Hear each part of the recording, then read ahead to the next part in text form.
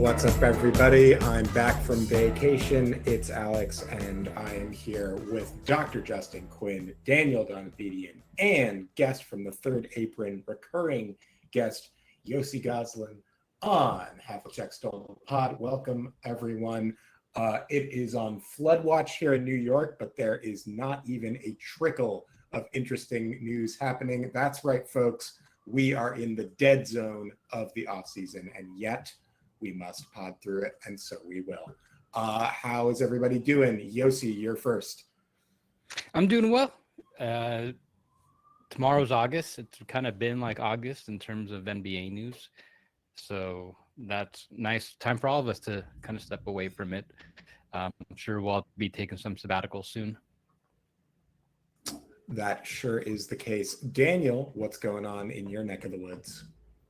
Yeah, I've been doing well. I mean, kind of like we alluded to, Celtics news has just been bone dry, and we're waiting for the Horford stuff to drop. But I mean, that could be some time.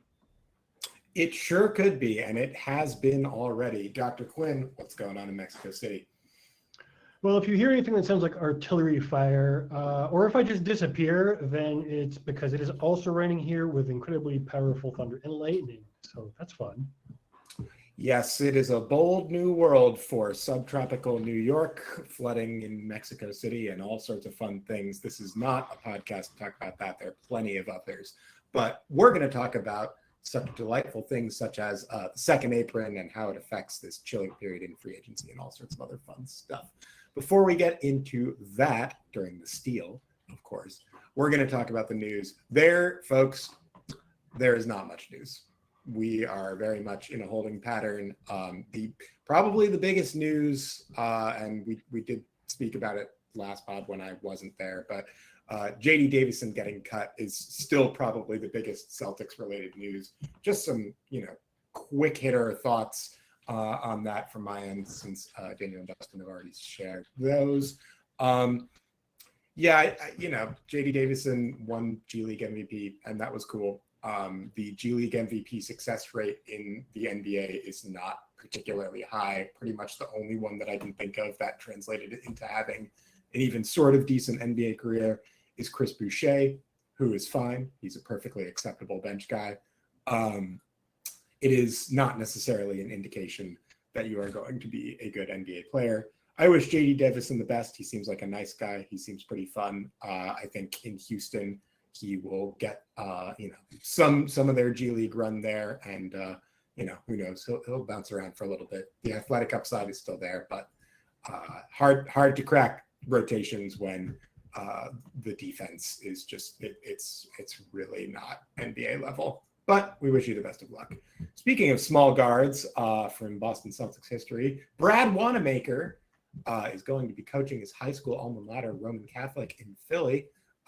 That's where the news is at, folks. We're digging deep. Brad Wanamaker is coaching high school, and here we are. Anybody have any thoughts on this at all?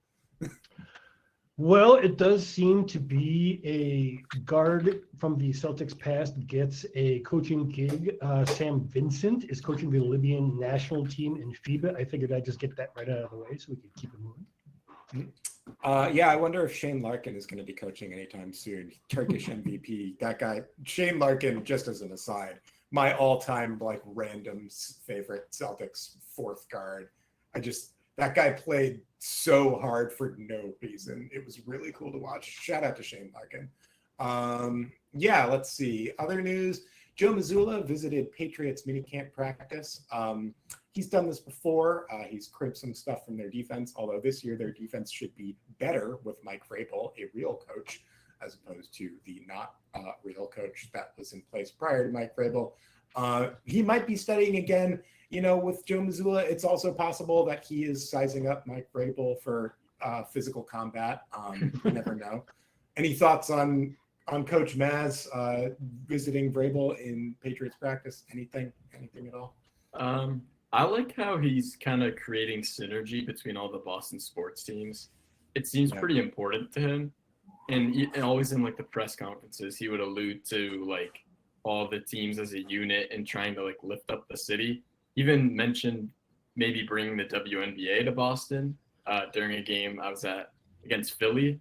I don't Keep think your it's gonna damn happen. hands off the Connecticut Sun. I just have to say that. Sorry. I don't think it's gonna Expansion, happen. Justin. Expansion, please. Into that. Yeah, I don't think they're coming here anytime soon. But it's cool to just see how he can bring in all the different sports, because New England, I mean, you're pretty much rooting for all four of those, all the major ones, and that's about it. It's true, unless you're a weirdo like me who roots foolishly for the Tennessee Titans and gets broken year after year.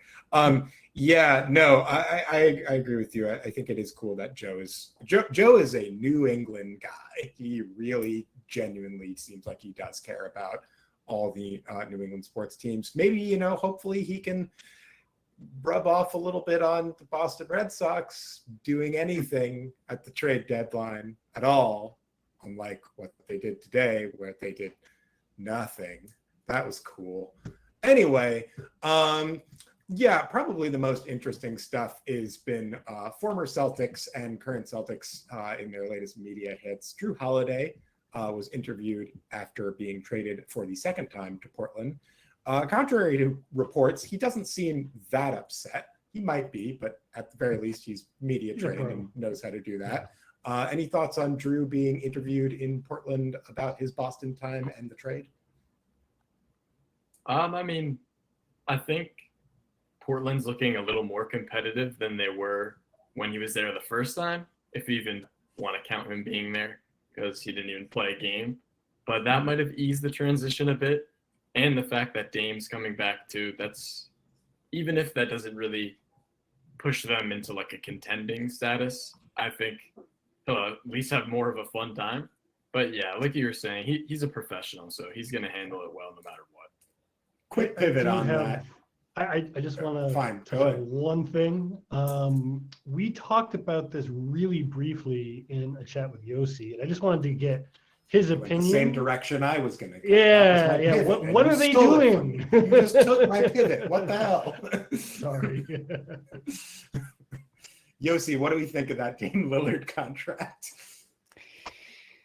I thought it was pretty nice of Portland. I think the prevailing theme I have when I'm talking about the Blazers this offseason, I'm not really criticizing them.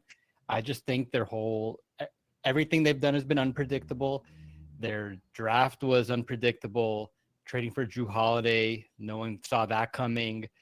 Even buying out DeAndre Ayton, I could have seen that coming, just not this early. And then Dame coming back. Okay, I'm sure some of us thought that coming, but to give him basically the most amount of money they could possibly give him, 3 years guaranteed, all the bells and whistles, no trade clause. No trade clause. I couldn't have thought that he would get that as well. So I don't think that's a great deal for the Blazers. It seems just like a gesture, just like kind of like a peace treaty based on however things went down a couple of years ago with that led to the trade requests and Dame really pushing for Miami, tanking his trade value. Just seems like something that helps keep fans. It's going to help keep fans engaged, but also seems like a contract that very much structured for a trade later, where whether that's a Boston or a Minnesota team that could use him for a lead role. Now that he's got this no trade clause, he's got a lot of control over that if he doesn't want to continue in Portland. And that's the thing about what these guys they brought in, Dame, Holiday. I don't really anticipate these guys being there for the long term. I think a lot of it is, hey, we need some adults in the room for Scoot. We need Scoot to be good. And hopefully this can help because like Sharp's been nice. Thankfully, they traded for Avdia. He's been really good. Toumani Kamara's been really good. They need their third overall pick to hit. They need that guy to be good. Like Clinton's been nice, but still they need that star player. Okay, might be too late for Scoot to even be an all-star at this point, but if they can get him to be a starting level guy and at least justify that selection, then I think that's all they could hope for right now. And then if that happens, okay, Jrue, you don't want to be here.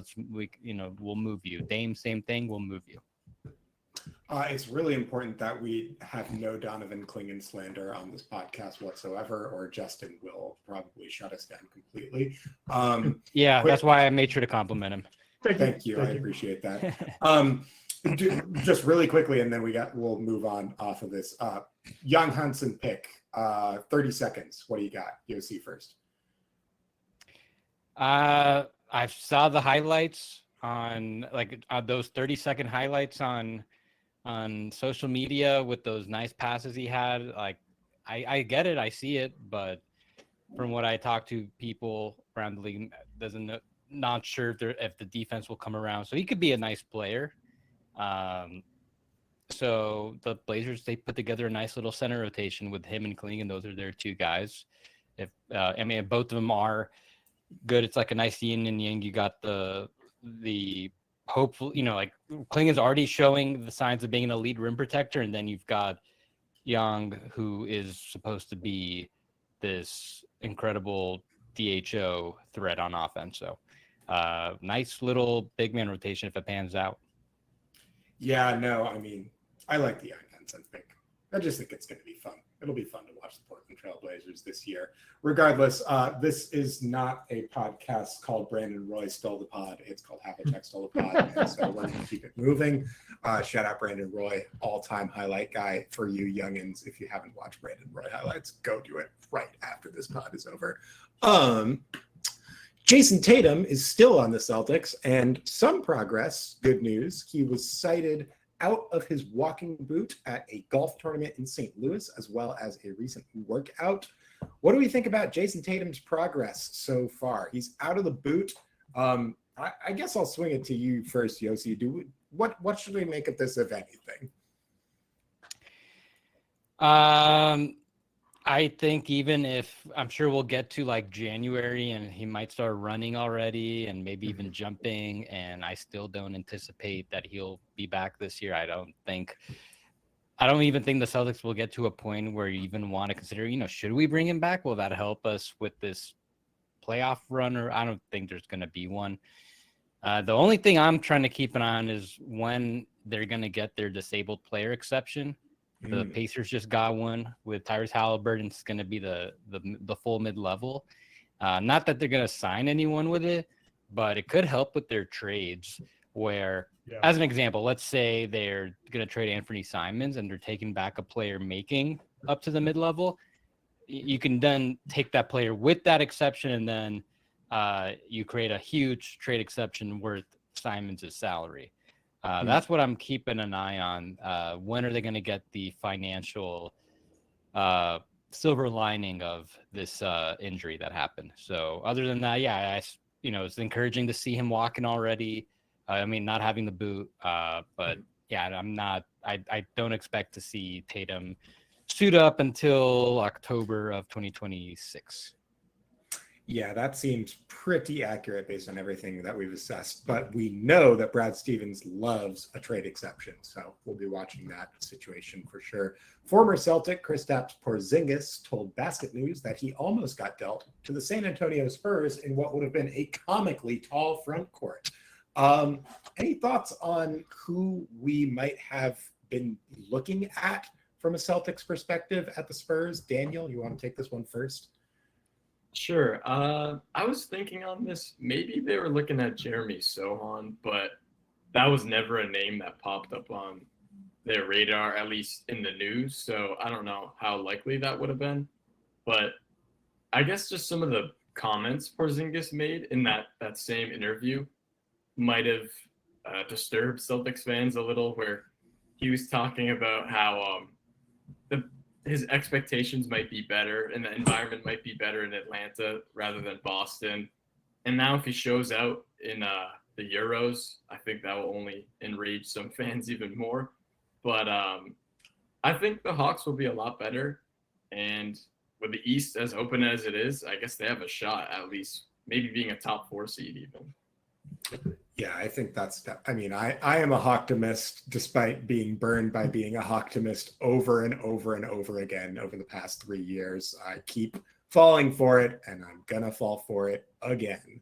Any thoughts on our Clippers? Yeah. Any thoughts on who they might have been looking at on the Spurs that might not be Sohan? Anybody else? I don't know.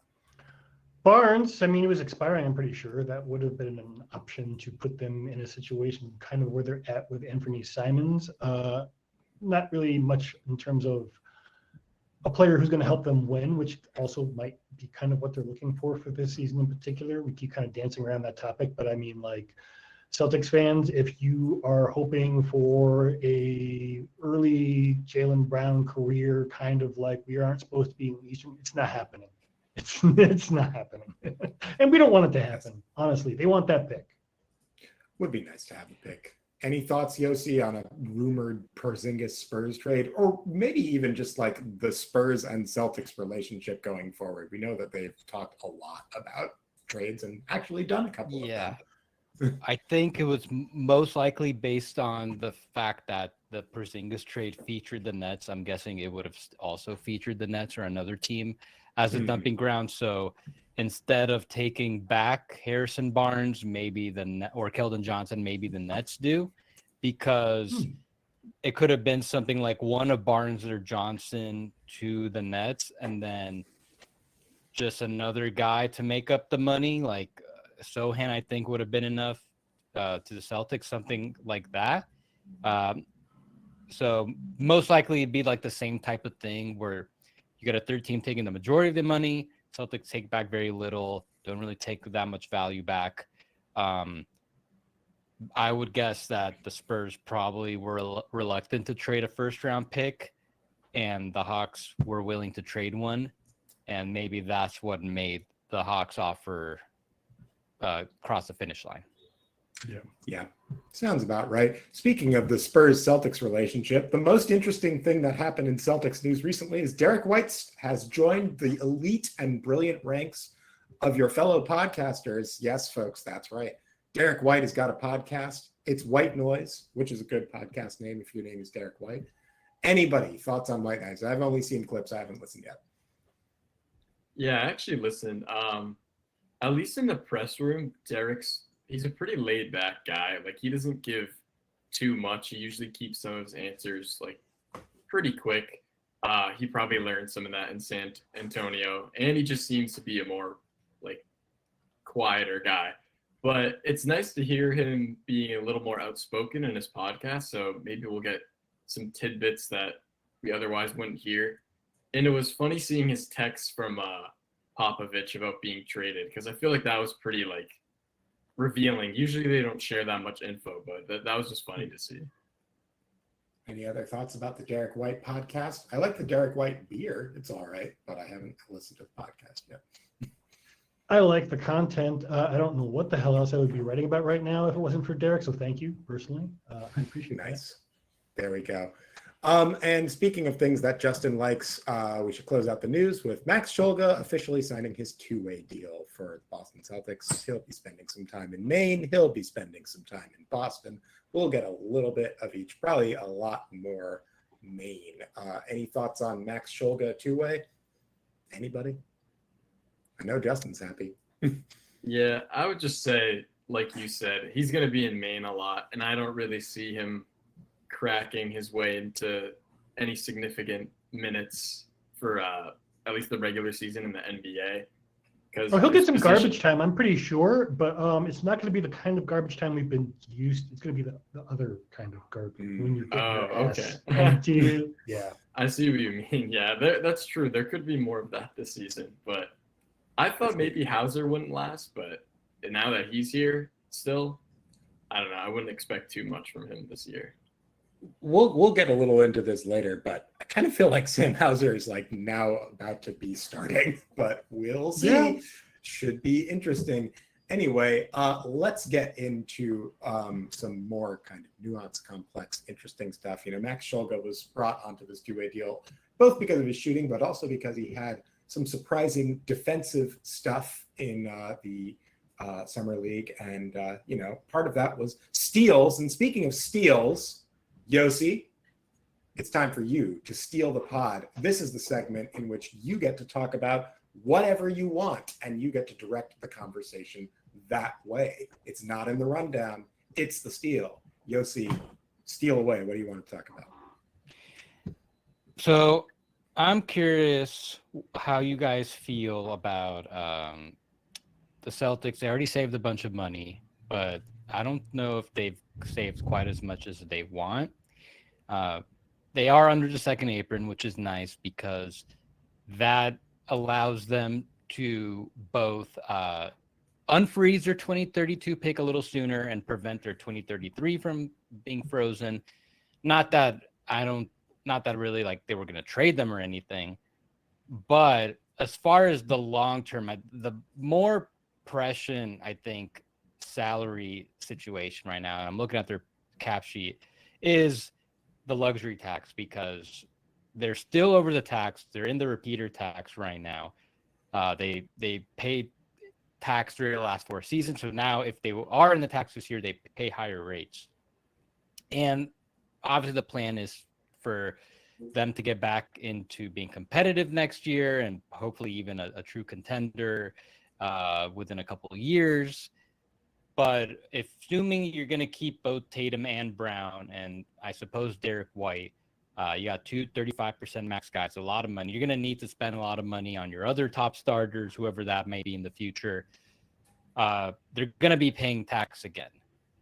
So they clearly are trying to also reroute Anfernee Simons. That's been the reporting. And I'm curious how successful they'll be. It's been a while since they made a move. And the only team with a lot of cap space right now was the Nets. The Jazz have this big trade exception that doesn't fit Simons, but maybe there's something like a bigger trade that could be worked. But I'm kind of curious what that value is. It's strange because Simons, he kind of has negative value. He doesn't have negative value, but he's kind of being treated as if he has negative value because he just makes a little bit too much money, but also there's just so many scoring guards right now. We're seeing that the teams right now aren't really valuing scoring guards. Look what's going on with Cam Thomas. He's still unsigned. It took a second to get off Colin Sexton for Nurkic. So if it came down to like trading like a protected first to get off Simon so you can get under the tax, reset. It doesn't completely reset the repeater, but it starts kind of helping to reset the clock a little bit. Do you think the trade-off is worth it to help maximize your long-term spending? Or do you think you got to protect your assets at all costs and spend whatever, and see what happens, see whatever, kind of risking what happens with the spending in the future? Hopefully you're not spending too much, but you never know. That's a really good question. Yeah. Justin, you take a stab at it first and then I'll hop in after that. I have a couple of thoughts, and this will help lead into the stuff that we wanted to talk about with you. So there's a couple of other tools. There's the Kristaps Porzingis trade exception that they could take money into. There is a possibility of just letting Simons expire, which I'm sure you're going to tell me why that's a bad idea. There is the possibility of letting him hit restricted free agency. Will he be a restricted free agent or a full regular free agent? Regular. UFA, yeah. Okay. Yeah. Well, in that case, you could still give him the most years, right? And theoretically, it wouldn't be too many other situations in the league that would be a better option for him, particularly given how much these kinds of players are being valued. So there's a pretty good chance that you could re-sign him, or even maybe before that, extend him. And get him on a cheaper deal that still gets you close to or under the tax, right? All of this, I think, depends on a couple of things. Like, is it worth getting under the luxury tax? If you are going to be looking at the Thunder and San Antonio just being an absolute like blender of a team in the West, like is it really realistic the first year that Jason Tatum comes back from an Achilles injury, unless he is looking amazing, which he might? There's a pretty good chance that you might want to just wait until that lovely second apron cap magic starts to make the front office of the Thunder think about what it is they want to do with their future. Maybe let a couple of guys go outside and all that good stuff. So I think it depends on a lot of moving parts, and it's not just simple math. It does depend on a lot of moving parts, but one thing that is nice for Boston is that they do have a little bit of the luxury of time in that while there is some consequence to letting Anfernee Simons' contract expire, which I'm sure Yossi will get into later, they have a few months. And we have seen with the Celtics, particularly with Brad Stevens in the organization now, many of these moves, mind you, made when Danny Ainge was in charge. But the Celtics have done their fair share of pump and dumps in the past. And I would not be surprised if Anfernee Simons is on the Celtics starting opening night, for the simple reason of I think they need to inflate his value a little bit before they can actually move on from him at an offer that they feel good about. Now, it might come to the point where it's February, the trade deadline is coming, and none of the offers are particularly good, and you do have to burn a protected first in order to get off of that contract. But if that's the case, well, go ahead. is there a chance that there are other teams that are not really thrilled about where they are financially in the same cap environment that look at that expiring $27 million and say, That's exactly where I was going, Justin. You have read my mind once again. Yeah, no, I think there is a possibility that there will be a more friendly cap environment in February when the dust is settled from the various restricted free agency and trades that are going to be happening after that period is over. There's going to be potentially a more flexible cap environment for the Celtics to trade Anfernee Simons. I would bet probably not for value, but at the very least, not having to necessarily burn a pick to do it. So I think waiting until February is the right call, especially because if Simons plays well, then his value is going to go up and you might be able to trade him for even better. If his value goes down, it's still ultimately going to be probably the same thing that you would have done in the summer. So I think it's a wait and see. They do have a little bit of time, and I think a big part of this season is going to be, for lack of a better word, these kind of pump and dump crypto-esque schemes where the Celtics are going to be giving some players a lot more minutes and a lot more shots than they maybe should have. Daniel, thoughts on ways that that they can manage this? I mean, I think you guys covered this pretty well, but I would agree with the Simons being on the roster by the opening night. I think that's going to happen. And like you said, there's going to be a scoring absence without Tatum, and maybe Simons can help fill that role alongside like Brown and White. And I'd throw Pritchard in there too. And that could bump up his value. So I like the plan you were saying. But it's going to be a good opportunity for Simons no matter what. Because like you guys were saying before, that the scoring guards kind of seem like the running backs of the NFL right now, where that once like prized position is slowly becoming like less and less valued by owners and front offices. Yossi, any thoughts on your own question before we keep it moving? The goal, obviously, is if they are going to move Simons, not to really move any significant assets. The fact that they've been able to save like $200 million in payroll and tax between the Porzingis and Holiday trades without giving up I don't think they really gave up anything. They were going to get extra seconds for Holiday, but then that didn't happen. I think they only traded 1 second when they were moving Porzingis. So I think that's just the goal, that you are able to either just get off him without giving up anything, or if you do give up a little something, maybe like no more than like a second, because Anfernee Simon's still a pretty good player. I think he's a lot better than the crop that we just mentioned. He just makes a little too much money, just what makes it a little tough. So if you're a team like the Nets who can absorb Simons right now, well, yeah, you bring him in. He's a nice player, but did you get enough value? Like, he's clearly not a guy in your long-term plans. Are you going to get enough value, whether that's draft equity, whatever it is, by taking him in? And do you think you'll be able to get even more when you send them out? If they don't think that's the case, then maybe you're just better off taking in some smaller salaried players from other teams that need to dump someone and get like some more seconds that way. So I anticipate the Celtics should still be able to work something out if they want to get under the tax. They only need to get off. They don't need to like completely get off Simons's $27 million because they're only like 17 over the tax. So that's all they really need to clear, 17. So there's probably some like 3 or 4 team trade they could put together by the deadline to make that happen. I think for the long run, they should get under the tax and stay under it this year, next year. If they do that, then they're out of the repeater for, I believe, the next 2. They'd be out of the repeater in the 27-28 season. So by then, Tatum will already be a full year back, and hopefully you'll have either developed another guard to be one of your starters, whether that's Gonzalez or Shireman, and then maybe you have a big man by then. Hopefully, also they could use that Porzingis trade exception next year while staying under the tax based on how everything's looking.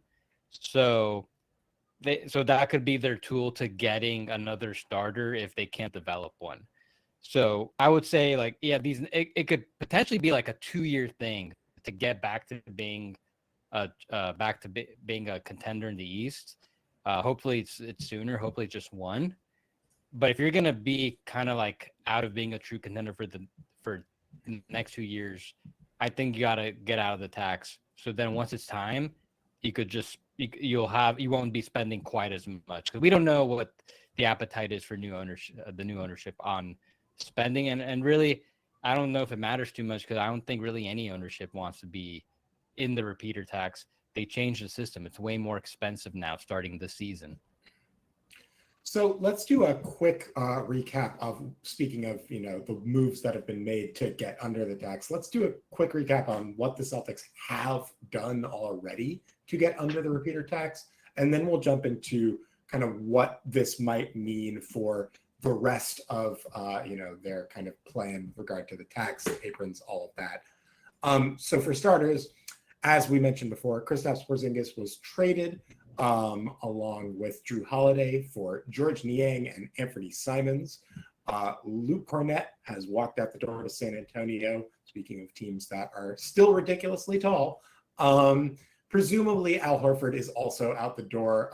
The Jonathan Kuminga extension appears to be the primary thing that is holding that up, but everybody assumes that Al Horford to the Warriors is effectively a done deal. The only thing that would be of interest is whether the Celtics will be trading Al Horford to the Warriors or whether he will simply be walking to the Warriors. And then outside of that, they signed Luka Garza. They signed Josh Minott, which is, I guess, what you are supposed to pronounce his name as. Why not Minott? And then they drafted Hugo Gonzalez, which has a little cap hit to it, along with Amari Williams. Crushing the pronunciations today, man. I just got to put that out there. I'm trying so, guys. I really am. But yeah, they drafted Hugo Gonzalez, which has a small cap hit. Amari Williams and Max Shulga, who they drafted in the second round, do not have cap hits. However, Max Shulga is now on a 2-way.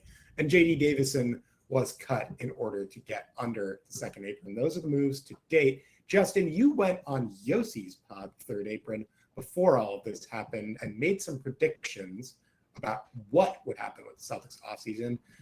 How correct were the two of you, and what ended up happening that you didn't expect? I think we were both right in some areas, and I was probably a little bit more of a homer than I probably should have been in terms of the Celtics' willingness to spend, because how I'm reading things is exactly what Yossi is talking about.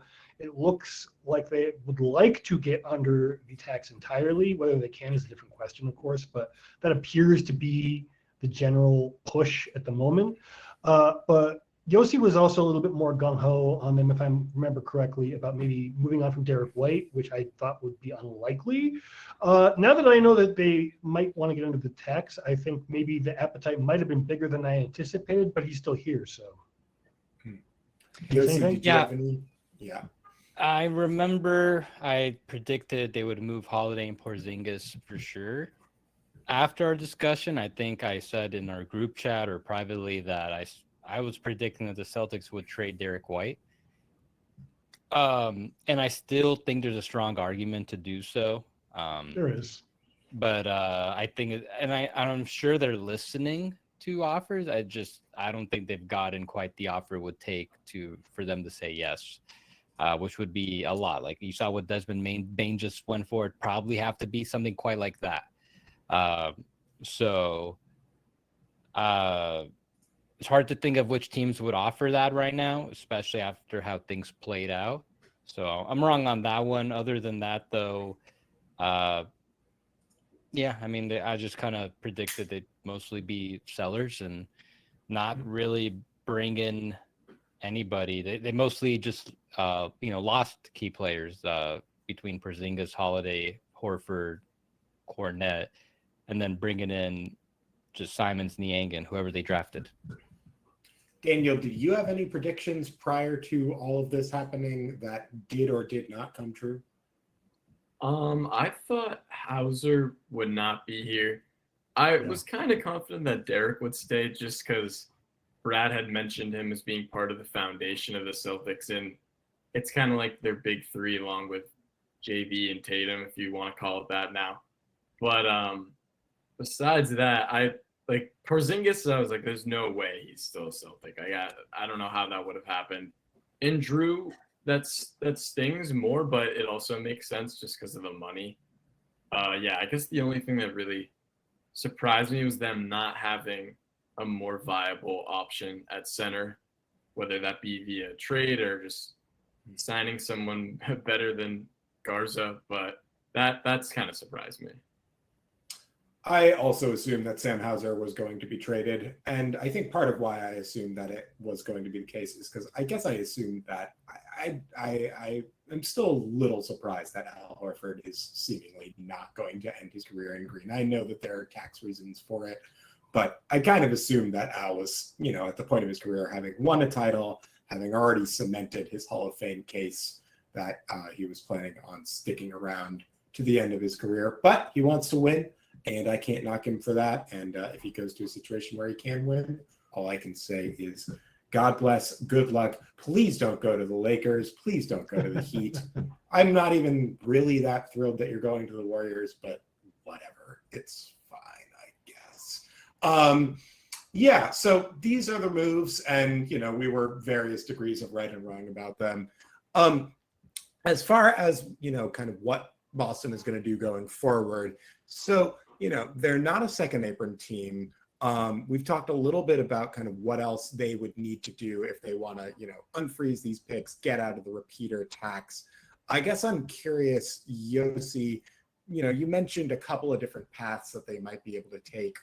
They could deal Derek White, they could deal Jaylen Brown, they could find an Anfernee Simons trade.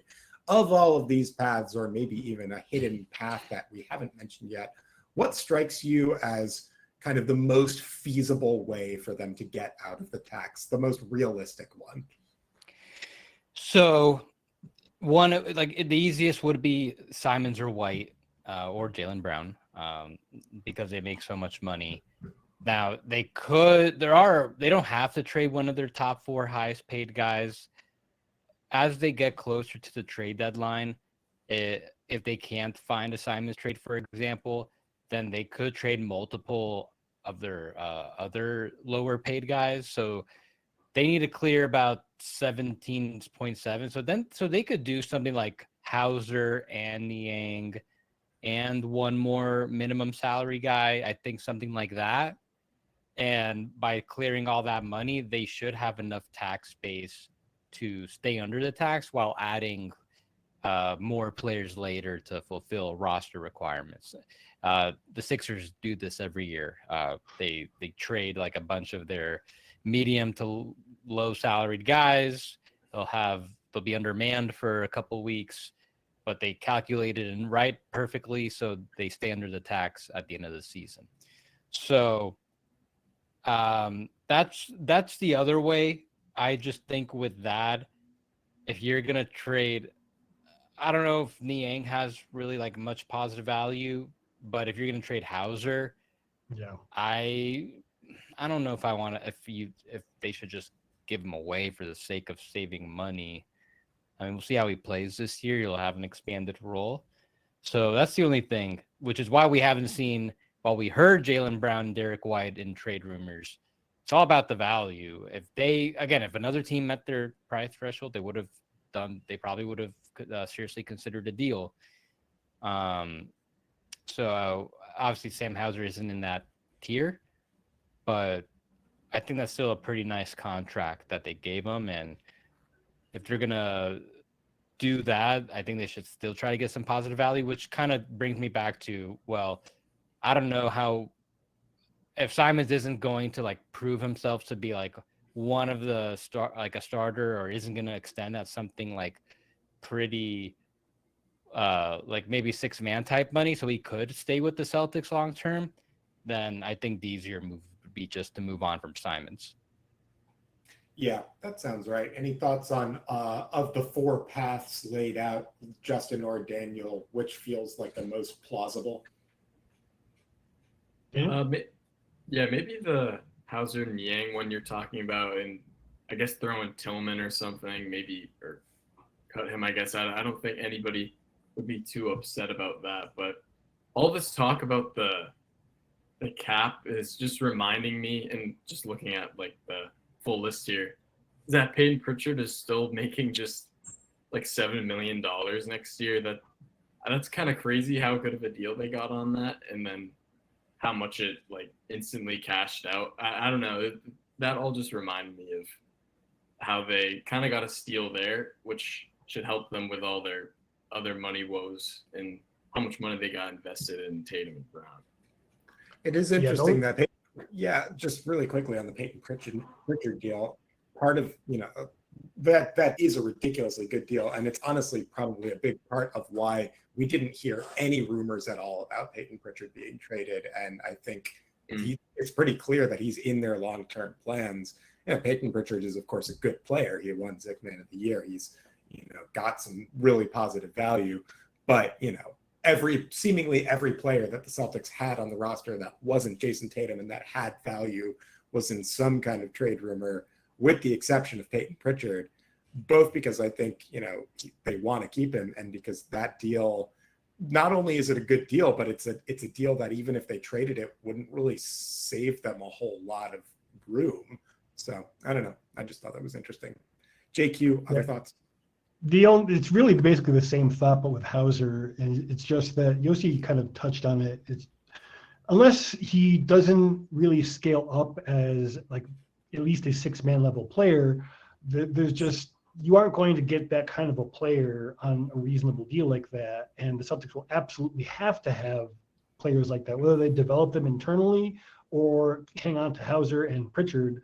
There's just no way in this era that you can field a true contender unless you have players like that under really good deals. Yeah. To me, it really feels like the most likely outcome is we get to February and it's like Anfernee Simons and George Niang have been dealt to somewhere, and a protected first or a bunch of seconds are going with them.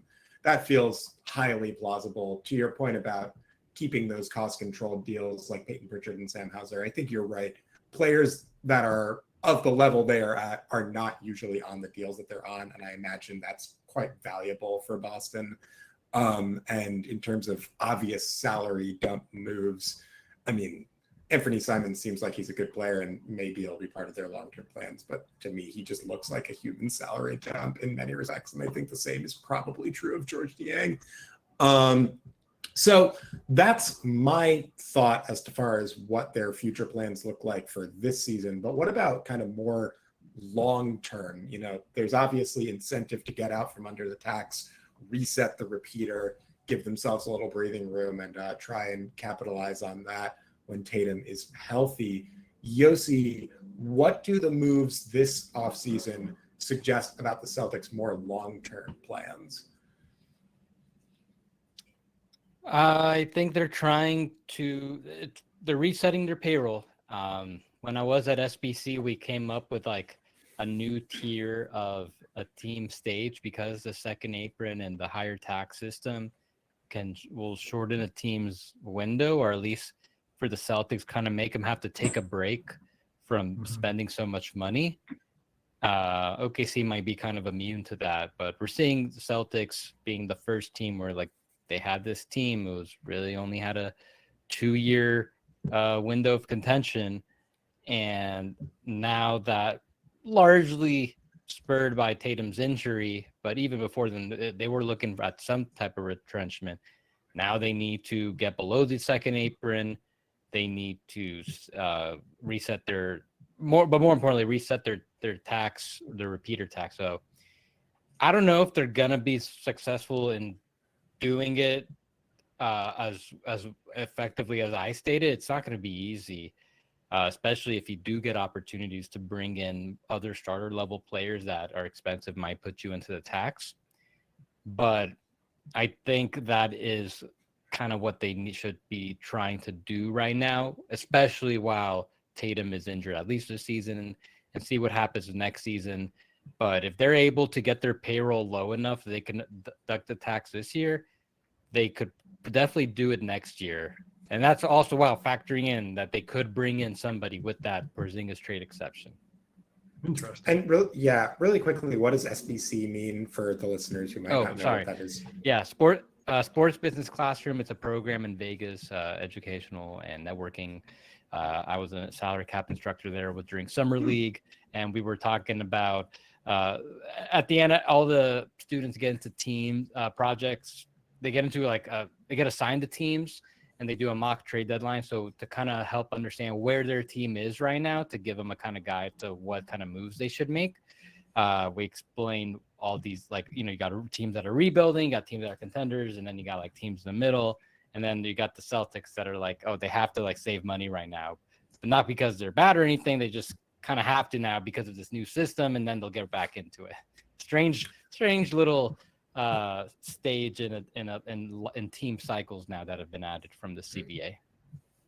So the Celtics have some tools that they can use at their disposal, and we kind of briefly mentioned some of them earlier. Trade player exceptions, things like that. Yossi, can you give us some insight into what tools outside of just the players on their roster, what tools do the Celtics have available to help kind of deal with their current cap sheet? Is there any chance that they will use some of those tools in the immediate future? I don't think they'll be using any of the trade exceptions that they got. Like I mentioned, they'll probably get the disabled player exception. Maybe they use it as a tool to help create a bigger trade exception and in another money clearing move that they could make this season. I could see them using whatever trade exceptions they still have left for next season, like that Kristaps Porzingis one, the $22.5 million one. I haven't looked into who they could target with it, but I could see them using that, whether to trade for a player in their contract or potentially even in a sign and trade, because they're projected with Simon's money coming off the books to be under the tax next season. So they could use that to trade for whoever fits in that, whether it's someone under contract who fits in it or sign and trade for a free agent that they'd like while staying under the first apron. So I think while they're going to try to continue to save money this year, I think they'll take somewhat of a step towards now supplementing the core, adding somebody who can help get this team back into at least playoff contention. So mainly that exception. If they use that, they wouldn't really have room to use the other exceptions. Like they'd open up the full mid-level exception next year, they're going to have it. But if they're going to use that full trade exception, they wouldn't have any room for the full mid-level exception. But they could split it. They can use some of their trade exception. Either way, they're going to have a lot more tools next year once they're officially below the first apron. So you're saying that the Anfernee Simons trade is what's actually holding up Jonathan Kuminga coming to the Celtics. Oh God! Please, Look, the Warriors I don't know why they could use Simons right now. That could be a They nice could. fit. He shoots the 3-pointer. He may not defend, but he does shoot the 3-pointer. I will not be super thrilled if the Celtics trade for Jonathan Kuminga. I'll just leave it at that. Any other players that are not Jonathan Kuminga that could be part of these targets? Daniel, Justin, what do we think? I don't have anybody off the top of my head, and I feel like I've ran this point into the ground, but it's important. They should use it on a big man, I guess. It's just such a point of weakness on the current roster. And I know it's maybe not a huge issue next year because it's like a soft reset. But in the future going forward, either you got to bank on one of those developmental guys panning out, which is a little risky, or maybe using some of that exception money to get a respectable big man, at least serviceable. Justin, any candidates you have in mind? Not off the top of my head, but I am curious because I think actually in this particular situation, the more I think about it, the more the Simons contract could be a mutually beneficial situation for any number of teams around the league that don't quite meet the expectations, particularly Western Conference teams, because that's good Lord. There's probably several big men or just any potential talent that could be rolled into other talent in the future that could break free from one of those teams that just decides this isn't their year. There's several guys, the Clippers, that might be priable. I'm not going to go too far into it. I haven't really thought about it and don't want to say something completely idiotic, but I do think that in this particular case, just the absolute cap crunch that this new CBA is creating for teams that when they really do want to contend is going to see, I think, a lot of players move a lot, or a lot of teams move a lot of players that come out of nowhere that we just aren't really expecting in ways that are going to surprise us in the complexity, the multi-team tradedness, I guess you could say, of these deals. Yossi, any candidates you have in mind? I haven't really looked into it because this is more so a next year thing. I could see them using the trade exception next offseason, right before it expires. Because first I want to try to stay below the tax this year if they can do that. Once they clear this season, then they can go ahead and be in addition mode. So I haven't seen who are the top free agents. I haven't looked too into who can fit in that trade exception that's under contract. I think though right now, I doubt they've even really looked at it because I think first they need to see which of the guards are going to pan out. I don't really know if any of them are going to be a starter level, but let's see if between Shireman, Gonzalez, and it's still very, very early on these guys. Let's see what you got before you know, okay, do you need to invest in another guard? Obviously, as Daniel mentions, the center is the biggest glaring need right now, but if you could get enough from your guard rotation, then it might make more sense to go after a big man with the available tools that they have. So I do, but as far as some targets that, I was thinking what if they can get Trey Murphy? He won't fit in that exception. He makes too much money. It's tough. $22.5 million seems like a big exception, but it's also not really a big exception. Not anymore. Yeah.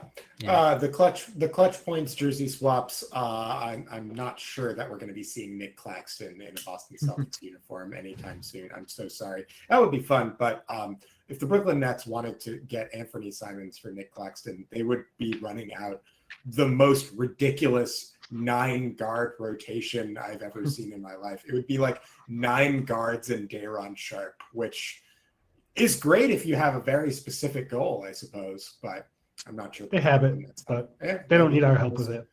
Yeah, that's probably true. All right. So they cut JD Davison. We mentioned that earlier. There is now an open roster spot. We will conclude with this and then our typical ending segment. Is there any chance that Boston is going to be using this open roster spot with filling it with a player? Do we think that's happening, or is that just going to be chilling for flexibility purposes? I think it just depends if they can save a little bit more money first with another trade. If they do, then I'm sure, they try to maximize your spots, bring in as many high upside guys you can take a flyer on. But otherwise, they'll probably go into the season with the current roster. Good note to end on, but I do have to ask, because we did address it earlier in the pod. Why is letting Anfernee Simons walk to get under the tax a bad idea as opposed to trading him? Well, you mean like just salary dumping him, or just letting him go? Just letting him walk. I mean, just letting him walk in unrestricted free agency next year. Well, I don't think it's necessarily a bad thing if that happens. I think the best thing is that you just try to trade him now, because as we see right now, there isn't enough interest in him where they could flip him later. It's going to be hard for them to like sign and trade him if he's a free agent and try to and have another team interested in him enough to pay him, but would probably be like a good amount of money. So the Celtics could then bring back somebody who makes a good amount of money. But I go back to, I don't think it's such a big deal, because they already have this big trade exception where if they can't trade Simons this year and they just let him go, they're going to be about 16 million below the tax and like 20, but more importantly, like 24 million below the first apron. So they have enough room to use that whole entire $22.5 million trade exception, which wouldn't be possible if you bring back Simons or trade him for some other players. So I think ideally they move him now, get what they can for him, save them, get the savings now, and then you don't even have to worry about letting him go, because I think right now they're already trying to let him go. I think they're just looking to get off his money right now without giving up any value. So I think it's kind of like the same dynamics. The benefit, though, is that if you are able to trade him now, maybe you can generate a bigger trade exception. Yep. For next year. So I think it's kind of like the same ending in the way, whether you let him go or you're able to trade him to save money, because either way you're not really getting anything of value back for him. We're going to close it out as we usually do on Havlicek Stole the Pod with something to remember or something to forget. So we're going to go around the horn. Each person is going to offer their take from something that they would like to remember, something that they would like to forget. It could be about basketball. It could be about today or whatever's going on in your life. It could be from this week. It could be from this year. It could be about something completely unrelated to anything that we've talked about at any point during the pod. Yossi, you're our guest. You will be going first. Something to remember. I don't really have anything. Can I just? I don't know. Let me go first, and I'll give you a minute to think about it. Sure. So we've mentioned his name in this podcast, and we've been kind of like dancing around the new reality without it soaking in, because it hasn't actually happened yet. But Al Horford is virtually assured to not be a Boston Celtic in the future. And with that, his family is not going to be in the orbit of the Boston Celtics, at least as much. I wouldn't be surprised if Anna sticks around a little bit, because we love her and she loves Boston. But we are going to lose not just Al, but Ian. We're going to lose his wife. We're going to lose the rest of his kids. We are going to lose all of the Horfords, Josh. The whole clan is not going to be around. Tito, I mean, maybe we will still see them on occasion, but that's going to suck. And I just want to say that I've been very thankful that we've had them involved in our Celtics fandom and our media coverage, and they have been a joy to cover. They give thoughtful quotes, and it has come on the pods in its previous incarnation several times. They are one of my favorite things off the court, and obviously we will miss the crap out of Al on the court, so that's something I think we should remember. Daniel, you want to go next? Yossi, why don't we have you go last, since we're already spinning things around here? Yeah, I definitely agree with what Justin said too. And I think I got suckered in by some of the family stuff last year with like Ian on the bench. I was like, oh, how can Al leave with all this happening? But I mean, he still wants to win. But I'm going to remember Jokic and his horses, because I don't know if you guys saw the video, but his horse won. I mean, it's like an interesting horse racing because there's like a cart. It's not like a typical jockey or whatever, and then he was like going over crying, like he was so happy. And just seeing the video of that compared to when he won the finals in 2023, it's like, okay, like we did it, like, okay, job accomplished, time to go back to Serbia. But I just thought that moment was hilarious. I am going to hope to forget, even though I know in my heart of hearts that I can't forget mosquitoes. Guys, I got absolutely chewed up last night. You went to Maine, man. It was so bad. I mean, I love Maine. Maine was great, but both in Maine and in Brooklyn, I've just been getting annihilated this year. I've just like bites all up and down my legs. It's truly miserable. For those of you listeners that have relative mosquito immunity, cherish it, love it, hold on to it for the rest of your lives, because the rest of us are out here suffering. Yossi, something to remember, something to forget?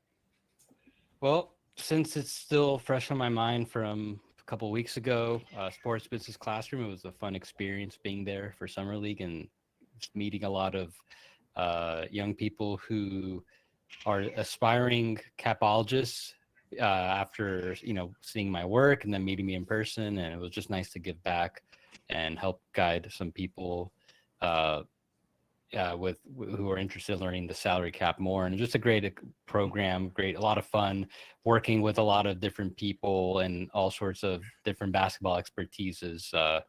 And yeah, just something I won't forget. Fabulous. We'll close out on that. Yossi, where can we find your work?